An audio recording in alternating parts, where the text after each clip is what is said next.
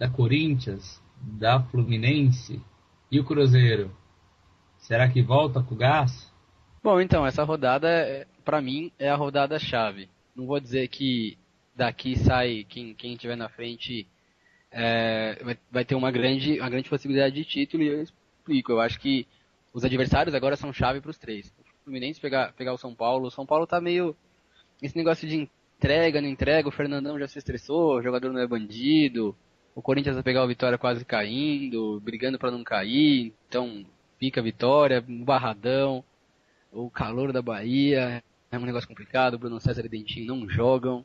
Quer dizer, eu acho que o time que conseguir sobressair nessa rodada vai levar vantagem. E eu vou falar, o meu palpite é o seguinte, o São Paulo como ficou muito...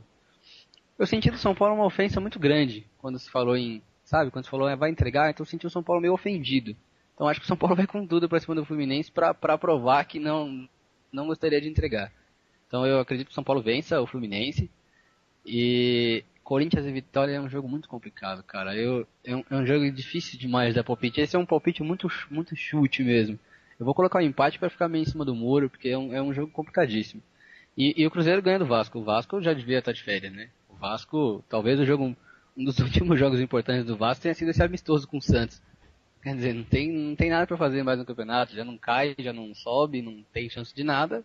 A obrigação, mais do que a obrigação do Cruzeiro é vencer. Embora esses jogos em que um time tem muita obrigação e o outro time entra leve, o negócio complica. Mas como é em Minas, eu vou apostar no Cruzeiro. No meu prognóstico fica Corinthians, Cruzeiro e Fluminense. E 64, 63 e 62 respectivamente. Aí já, na minha opinião, quase favas contadas pro Corinthians, que deve pegar o Vasco descompromissado e depois o Goiás rebaixado. Então o Corinthians, se voltar da Bahia com pelo menos um empate, eu acredito que vai conquistar aí mais um título esse ano. Merecido, diga-se de passagem. Foi um time regular no campeonato inteiro, merece o título, na verdade. André, eu não sei se você torce pro Ceará ou Fortaleza, não sei qual que é o seu time aí. É legal também você falar, né, ou declarar o seu time de coração. Você daí de Fortaleza, o que você acha? Qual a sua expectativa para essa rodada? Na verdade, eu sou um daqueles nordestinos que torcem para os times do Sudeste. Sou flamenguista. Mas aqui em Fortaleza eu tenho uma simpatia muito grande pelo Ceará. Eu não me considero torcedor do Ceará. Mas quando tem clássico, Ceará e Fortaleza, eu torço pelo Ceará. Quando eu vou no Castelão, eu gosto de acompanhar os jogos do Ceará. Mas meu time de coração mesmo é o Flamengo, de infância. É isso aí. Eu acho que essa vai ser uma rodada boa pro Cruzeiro e pro Fluminense. Mais pro Cruzeiro, eu acredito. Porque eu acho que o Vitória vai dificultar muito pro Corinthians lá em Salvador. Eu acho que o São Paulo não vai com aquela mesma motivação contra o Fluminense. Apesar do jogo ser em São Paulo, né? Eu acho que o Fluminense vai ter uma vida mais fácil. E eu acredito que o Cruzeiro ganha do Vasco. Então eu acho que essa rodada tem tudo pra deixar tudo embolado. Até porque, se não me engano, agora tá o Corinthians com 63, né?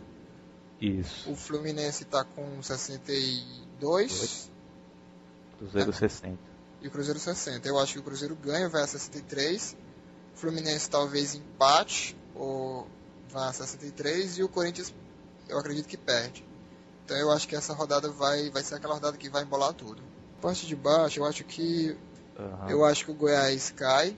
Apesar de ter jogado bem contra o Fluminense, eu acho que o Goiás cai. O Flamengo e o Guarani... O Flamengo, eu acho que é o jogo da vida, é o jogo do ano. Se não ganhar do Guarani, vai se complicar muito, porque depois do Guarani tem 2 jogos dificílimos. Tem o Cruzeiro no Rio de Janeiro. O Cruzeiro, mesmo jogando no Rio de Janeiro, é sempre um adversário difícil para o Flamengo. E pega o Santos na Vila Belmiro. Mesmo o Santos não estando tão motivado, é também sempre um adversário difícil para o Flamengo. Então eu acho que o Flamengo, se quiser se manter na Série A, tem a obrigação de ganhar esse jogo contra o Guarani. Bom, eu acredito que nessa rodada o Corinthians empata, o Fluminense empata e o Cruzeiro vence. Para embolar mais, para deixar o campeonato ainda mais emocionante. É um campeonato onde esses 3 times, né, basicamente eles mantiveram esse bom futebol, um futebol mais equilibrado durante o campeonato inteiro, então por isso que eles disputam, né? Por isso que eles estão credenciados a serem campeões brasileiros.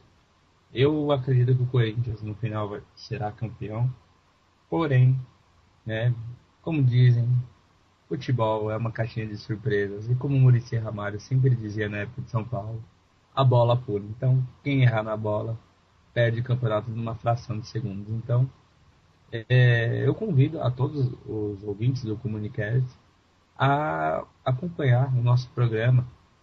Vamos fazer a cada semana um programa com outros convidados, com mais e mais convidados, para discutir essa reta final emocionante do Campeonato Brasileiro de 2010. Eu gostaria de agradecer a presença de todos, do Guilherme Freitas, do Leandro Lopes, do André Ítalo. Eu gostaria de agradecer e abrir aqui as considerações finais para cada um deles. Por favor, Guilherme. Obrigado pela oportunidade de estar discutindo, debatendo futebol. Acredito que o Brasileirão vai entrar nessa reta final aí pegando fogo tanto pela liderança quanto também para ver quem cai, quem escapa do rebaixamento, que está bem apertado a coisa lá no final da tabela. E a gente vai ficar aí na expectativa também de participar dos próximos programas e até o final do campeonato debatendo, analisando tudo que rola aí nos gramados.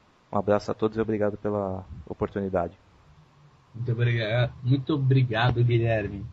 Vamos falar agora com o Leandro Lopes, que no Twitter pediu... No Twitter essa semana ele foi sensacional. Ele pediu Douglas no lugar de Hernanes e Alencar no lugar do Vitor, o goleiro do Grêmio. Suas considerações, Leandro? Então, quanto a esse negócio do Twitter, é o seguinte, o nosso querido amigo James lembrou, eu estou com o Twitter aberto. James tweetou o seguinte: há quem diga nos corredores do blog da comunicação que fale com Leandro, crava Island, lembra dele? Como zagueiro da seleção. Isso é uma brincadeira que surgiu porque eu tuitei que um amigo meu, um amigo de verdade, um corintiano amigo meu, achava o Douglas melhor que o Hernanes. Quer dizer, ele disse que o Douglas merecia estar na seleção nesse momento e o Hernanes não. Ainda chegou ao absurdo, assim, com todo respeito ao jogador, eu não tenho nada contra, mas enfim, de pedir Jonas na seleção, atacante do Grêmio.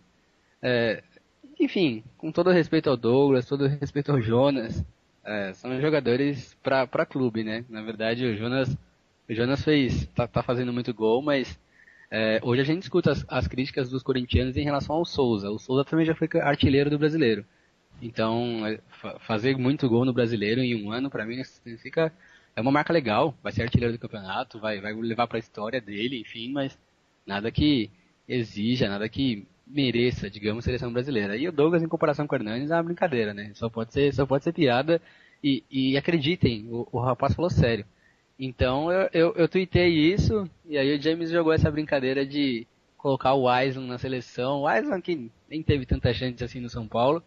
E foi quando eu me lembrei do grande Alencar, que foi o goleiro que entrou numa fria no jogo em que o Rogério Ceni foi expulso. Se eu não me engano, em 2000, 2001, não me recordo bem o ano, contra o Vasco. E ele entrou, enfrentando o Vasco do Baixinho, tomou 3 gols do Romário, tomou mais 4, levou 7. O Rogério Ceni assistiu de camarote e, enfim, o Alencar nunca mais jogou, ficou marcado por aquele jogo.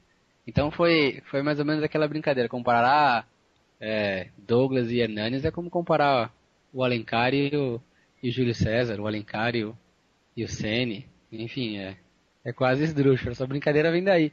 Mas vamos esperar a renovação do Mano.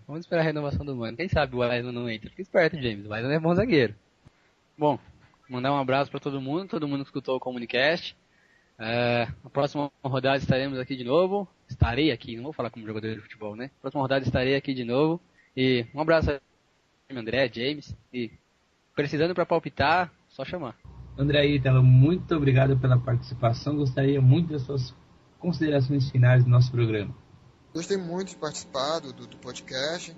Até porque é a primeira vez que eu participo. Estou há muito pouco tempo no blog. Deve fazer um mês e pouco, eu acho, que estou participando. Eu acho que é uma experiência bacana, né? Porque mostra que o blog está preocupado em em participar de outras mídias, não só no texto, até porque a maior proposta da internet é essa, né, a convergência das mídias. Então eu acredito que é uma proposta muito interessante, é uma ideia muito legal, que, pelo que eu fiquei sabendo, foi colocada em prática já na Copa do Mundo, sendo feito um podcast a cada rodada, e eu espero que, como foi proposto, que isso também aconteça agora na reta final do Brasileirão. Que a cada rodada a gente possa fazer um podcast comentando, colocando a ideia de cada um, para ver aí se a gente acerta alguma coisa, né? Muito obrigado a todos, muito obrigado a você que ouviu mais um Comunicast, muito obrigado aos nossos convidados.